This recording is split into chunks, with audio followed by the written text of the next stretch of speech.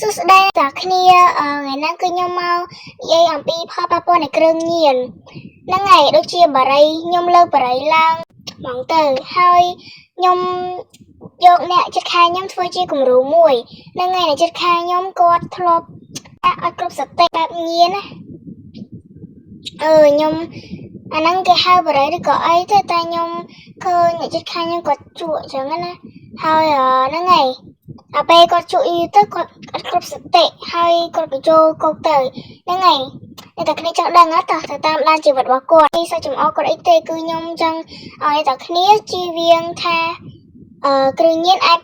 មានផលប៉ះពាល់អ្វីខ្លះដែរគ្នាប៉ុន្តែអ្នកមួយចំនួនក៏ដឹងដែរប៉ុន្តែគាត់អត់អនុវត្តអីចឹងណាចឹងទៅថ្ងៃនេះខ្ញុំចង់ឲ្យតែគ្នាមកមើលនៅក្នុងហ្គេមផ្ទាល់តែម្ដង Let's go គ្នានេះគឺជាវីដេអូមុនគាត់ចូលគុកណាគ្នាអញ្ចឹងទៅខ្ញុំមកលុយថតគាត់បន្តិចតែខ្លាចគាត់វាយដែរហ្នឹងណាគ្នាអើយចាប់គាត់លេងសង្ងំជក់បារីនៅក្រោមដើមឈើហ្នឹងហ្មងណាគ្នាខ្ញុំហួចចិត្តគាត់មែនតាហើយជក់ណាមិនជក់មកជក់នៅមុខពុនដែរដៃគាត់ទាំងពីរហើយដៃគាត់មួយទៀតនឹងកាន់បារីហ្មងតែគ្នាមើលពេលគាត់ជក់អូ my god គាត់លេងប្រហុយផ្សាយនៅហ្នឹងហ្មងងាប់តែគ្នាខ្ញុំហ៊ាននៅចិត្តគាត់ទេសារធុងលិនបរិយស្អុយបរិយណាគ្នាគាត់ជក់ប្រហុយហ្មងនោះលើឃើញផ្សាយនៅក្រោយខ្នងខ្ញុំហ្នឹងហើយនោះទីអ្នកគ្នាឃើញមកអញ្ចឹងឥឡូវមកខែក្រោយមកតែគ្នា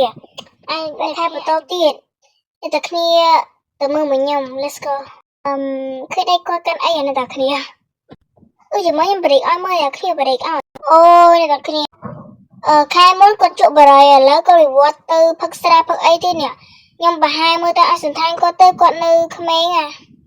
តម្រៀនវិទ្យាល័យអីនេះអ្នកគ្នាអូយនៅយូរទៅខ្លាចគាត់វាយអ្នកគ្នាអូយខ្ញុំអត់តែណាគេឈុំមកតែគាត់អីដឹងគាត់ដេញវាយខ្ញុំអត់ហ៊ានឈរយូរទេតែគ្នាចង់មើលមួយឆ្នាំក្រោយអត់ហ្នឹងហើយមួយឆ្នាំក្រោយទៀតនិយាយបានថា7ខែទៀតណានឹងចូលមកម៉ៃហ្នឹងឥឡូវដូចលឺសូដូចមានតែគេវាយគ្នាតែគ្នាឥឡូវហ្នឹងខ្ញុំសាកដើររមកមើលខ្ញុំលឺខ្ញុំតែប្តឹងប៉ូលីសណាយូរទៅរត់ទៅខ្លាចអាប៉ែនឹងប្រៃខ្ញុំដែរអញ្ចឹងនៅតែគ្នារឿងមួយឆ្នាំមុនហ្នឹងវាហូបកន្លងយូរប៉ុន្តែខ្ញុំយកមកនិយាយហ្នឹងគឺចង់ដល់ទៅបងប្អូនថា